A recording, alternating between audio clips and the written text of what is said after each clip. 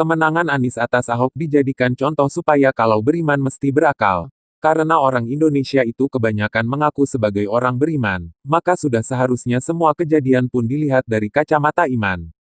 Termasuk terkait terpilihnya Anies pun semestinya bisa dilihat dari sisi keimanan, sebab dia pun kerap dianggap sebagai gubernur seiman pilihan umat. Katanya, apa yang terjadi di dunia ini atas kehendak dan persetujuan Tuhan. Baiklah, kita ikuti keyakinan tersebut dan melihat sisi positif dari terpilihnya Anies Baswedan menjadi Gubernur DKI Jakarta setelah mengalahkan Ahok dalam pilkada di tahun 2017 lalu. Penyebab kemenangan seorang Anies Baswedan. Banyak yang sepakat dan sudah menjadi rahasia umum bahwa kemenangan Anies pada pilkada DKI Jakarta tahun 2017 yang lalu begitu syarat dengan sentimen SARA.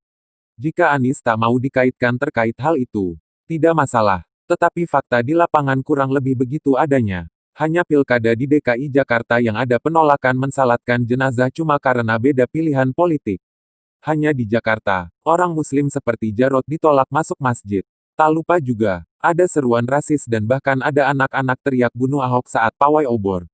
Itu semua fakta yang ada. Janji-janji yang berlawanan dengan Ahok. Anies yang mendapat angin segar karena Ahok tersandung kasus penistaan agama memang bisa berbuat dan berjanji semaunya. Meskipun tidak masuk akal, yang penting berlawanan dengan Ahok, semua itu akan indah dan membawa sorak-sorai para penggemarnya. Program-program Anies ketika kampanye sudah banyak disangkal dan diberi penjelasan oleh Ahok, bahwa itu sulit atau mendekati mustahil. Misalnya seperti rumah tapak DP 0 rupiah bagi warga miskin, menanggulangi banjir tanpa normalisasi, menolak reklamasi yang sudah digagas sejak Orde Baru dan lain sebagainya. Kebenaran Ahok yang menguak kebohongan Anies. Ahok diserang oleh Anies dengan branding keberpihakan. Anies membuat seolah-olah bahwa Ahok itu pro pengembang terkait reklamasi. Sedangkan Anies membranding diri sebagai orang yang berpihak pada rakyat kecil seperti nelayan dengan menolak reklamasi. Pada faktanya, Anies sudah menerbitkan ribuan IMB Pulau Reklamasi. Saat ini, program reklamasi pun akan dilanjutkan. Meskipun reklamasi sama-sama dijalankan, akan ada perbedaannya jika Ahok yang menjabat. Yaitu kontribusi NJOP 15% yang bisa memberi pemasukan ke DKI Jakarta hingga ratusan triliun rupiah. Selain itu, dari program Ahok sudah jelas terkait akan dibuatnya hunian bagi para pekerja yang akan disubsidi. Hal ini selain untuk membantu warga Jakarta terutama para keluarga baru, juga bisa mengurai kemacetan di DKI Jakarta karena tempat kerja dengan tempat tinggal jaraknya tidak jauh. Uang ratusan triliun yang bisa masuk ke DKI kalau Ahok menjadi gubernur tentu bisa digunakan untuk program-program yang mengena bagi warga DKI Jakarta. Terutama rakyat biasa, bukan cukong atau segelintir orang. Dari sini sudah jelas, yang sebenarnya punya program berpihak pada rakyat kecil adalah Ahok. Sedangkan Anies justru pro pengembang, karena pada faktanya, dia tidak berani memalak para pengembang tersebut dengan NJOP 15%, seperti yang Ahok selalu perjuangkan.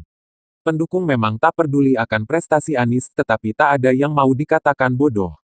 Sekeras apapun kita membongkar nalar dan rasionalitas untuk menyadarkan para pendukung Anies tentu saja akan sulit dan bisa dikatakan mustahil. Jika tidak percaya, silahkan Anda menyajikan data di atas pada orang-orang yang pernah demo 212. Semua akan mentah, dan mereka mungkin tak peduli. Namun meskipun begitu, saya secara pribadi yakin, bahwa hampir semua orang tidak mau dibilang bodoh. Ketika fakta sudah terbuka lebar, ada peluang untuk sedikit demi sedikit orang mau menyadarinya. Misalnya, warga Sunter yang merasa dibohongi karena janji tidak digusur oleh Anies, namun pada kenyataannya digusur juga. Dan lain sebagainya. Dari survei beberapa waktu lalu mengenai calon presiden potensial di masa depan pun kita bisa membaca, bagaimana Anies tidaklah begitu mempesona dan berada di posisi ketiga. Posisi pertama ditempati oleh Prabowo, kedua oleh Ganjar Pranowo. Sedangkan dari survei tersebut sudah jelas bahwa alasan pemilih Anies bukan karena prestasi, tetapi karena Anies dianggap orang yang religius dan dekat dengan ulama. Ulama yang dimaksud di sini tentu saja tokoh 212. Beriman dan berakal kita akan mengasumsikan sebuah prestasi dan kinerja adalah patokan bagi orang yang berakal dalam memilih pemimpin. Sedangkan percaya pada kata-kata atau janji adalah sebuah keyakinan. Keyakinan pun bisa dikatakan sebagai iman. Oleh sebab itu, supaya kita tidak tersesat dan tertipu dalam kehidupan yang penuh intrik dan ketidakpastian ini, selain iman dan harapan, dibutuhkan juga akal sehat untuk bisa kritis dan mencerna segala sesuatu dari segala sudut pandang.